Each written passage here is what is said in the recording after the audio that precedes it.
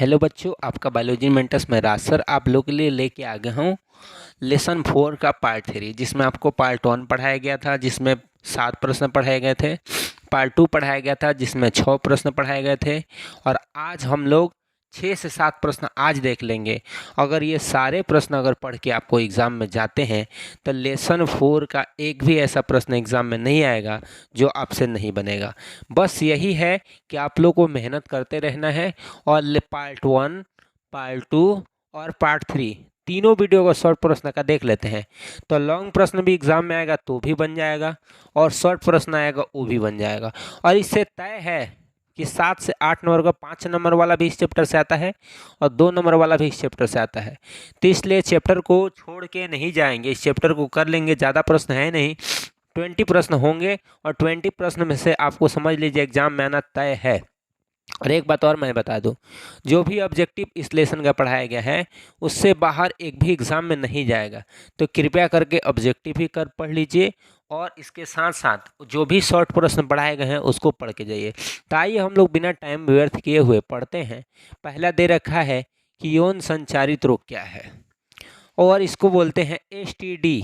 इसका full form नहीं भूलना है, याद रखना है, सेक्सुअल ट्रांसमिटेड डिजीज। ये क्या होता है पढ़ लेते हैं। आइए देखते हैं। वे रोग या संक्रमण जो संक्रमित व्यक्ति से संयोग द्वारा संचारित होता है उसे STD कहते हैं।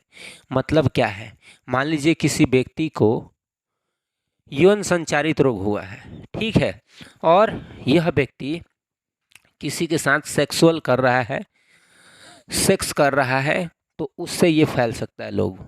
मतलब मैथुन के द्वारा ये बीमारी सबसे ज़्यादा फैलती है, ये बात को याद रखना है। दूसरा पॉइंट ये रखा है, इसे रतिज रोग भी कहते हैं।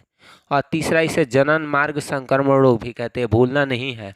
और सबसे ज़्यादा इसका कोई इम्पोर्टेंट है वो है अब इसका उदाहरण, जिसमें से पहला उदाहरण दे रखा है सुजाक, जिसको हम लोग गोनोरिया बोलते हैं। दूसरा है सिफिलिस, तीसरा है एड्स, चौथा है हेपेटाइटिस बी, पांचवा है हर्पिस, छठवा है जननिक परिसर्प, सातवां है ट्राइकोमोनास्ता और आठवां है आपको क्लेमिडिया था। ये आठों उदाहरण भूलना नहीं है, कृपया करके इसको अच्छे तरह से नोट डाउन कर लीजिए और अच्छे तरह से रिवीजन करना है। अब आते हैं बंध्यता क्या है। आप लोगों ने गांव में सुन रखा होगा, बांझपन का नाम सुन रखा है आप लोगों ने? बांझपन का नाम नहीं सुन रखा है तो मैं बताता हूँ बांझपन क्या होता है। देखिए, बांझपन ये होता है कि कोई नर और मादा की शादी हो गया है और एक साथ रहते हैं जो और रिप्रोडक्शन भी करते हैं, फिर भी वो बच्चे को जन्म नहीं दे पाते हैं, उसी को हम लोग बंध्यता कहते हैं। इस बात को याद रख लीजिएगा कि जब एक कपल एक साथ, जिसमें कौन कौन रहेगा, नर और मादा, एक साथ रहते हुए भी जन्म करने के बाद भी बच्चे को क्या जन्म नहीं दे पाते हैं, उसी को हम लोग क्या कहते हैं, बंध्यता कहते हैं। अब आते हैं IUD क्या है। तो मैंने IUD के बारे में आप लोगों को पहले से भी अवेयर किया है कि IUD जो है वो गर्भ निरोधक एक औषधि है, सॉरी औषधि नहीं है, युक्ति है।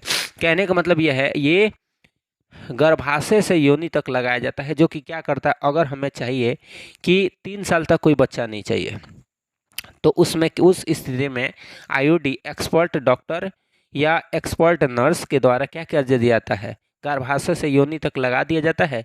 जिससे फ़ायदा ये होता है कि 3 साल तक, जितने दिन के लिए लगवाया जाएगा उतने दिन तक कोई भी माता गर्भ धारण नहीं होंगे। उसके बाद 3 साल के बाद माता गर्भ धारण होंगी। तो वही IUD क्या है पढ़ लेते हैं।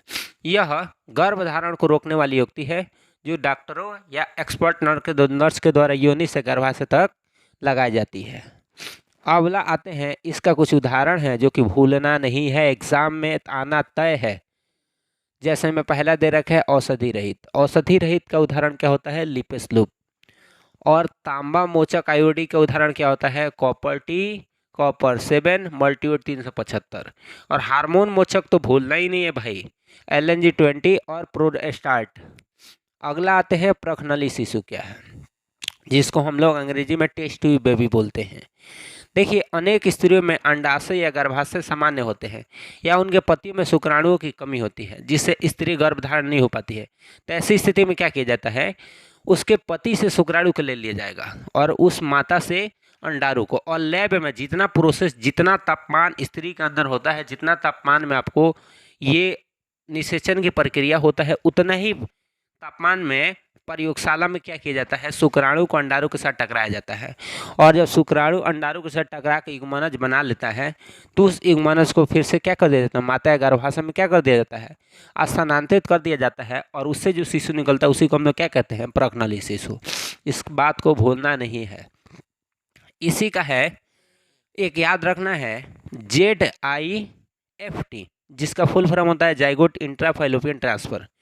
देखिए प्रयोगशाला में हम क्या कर रहे थे, टेस्ट ट्यूब में, कि शुक्राणु को अंडाणु के साथ टकरा रहे थे। किसको, शुक्राणु को अंडाणु के साथ क्या कर रहे थे, टकरा रहे थे। तो शुक्राणु जो अंडाणु के साथ संयोग करता है तो युग्मनज का निर्माण करता है। अगर वह युग्मनज परिपक्व होकर 8 ब्लास्टोमेयर का भ्रूण बना लेता है तब उसे अगर 8 हो तक रहेगा तो उसको फैलोपियन नलिका में स्थानांतरित किया जाता है।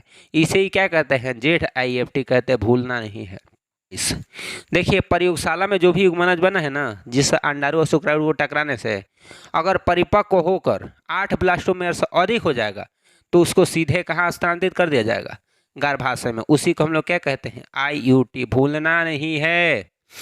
अगला आते हैं बाबू, ये सब पढ़ चुके हैं हम लोग। अगला प्रश्न दे रखा है, सहायक जनन प्रौद्योगिकियां क्या है। तो देखिए ये एक मतलब प्रोसेस चलाया गया था कि जिस कपल को बच्चा या बच्ची नहीं हो रहा था उसे विशेष तकनीक के द्वारा क्या कर दिया जाएगा, बच्चे पैदा कराने में मदद किया जा रहा था। उसी को हम लोग ART कहते हैं। देख लीजिए, आइए पढ़ते हैं। वैसा कपल जिसका जनन द्वारा बच्चा नहीं होता है और अनेक किसी विशेष तकनीक के द्वारा पैदा कराने में, बच्चे पैदा कराने में क्या किया जाता है, मदद। थोड़ा लिखने में ये मिस्टेक हो चुका है, लेकिन आप लोग अच्छी तरह से नोट डाउन कर लेंगे। मैं बोल रहा हूँ, सुन लीजिए। वैसा कपल जिनका जन्म द्वारा बच्चा नहीं होता है और उनको किसी विशेष तकनीक के द्वारा बच्चा पैदा कराने में मदद किया जाता है, इसी तकनीक को क्या कहते हैं, जनन सहायक प्रौद्योगिकी। इसमें कुछ मिस्टेक हो गया लिखने में, तो आप लोग जो मैं जो बोला हूँ उसको लिख लीजिएगा और ART का पूरा नाम लिख लीजिएगा, यहाँ पे लिखा हुआ है।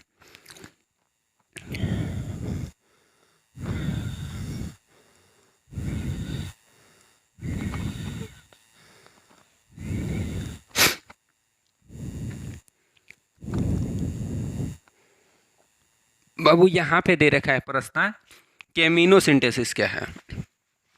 तो देखिए एमिनोसिंथेसिस देख लेते हैं कि माँ के गर्भ में विकसित हो रहे शिशु के कोशिकाओं में मौजूद गुणसूत्र की जांच कर उसके लिंग का पता लगाना ही क्या कहलाता है, एमिनोसिंथेसिस कहलाता है।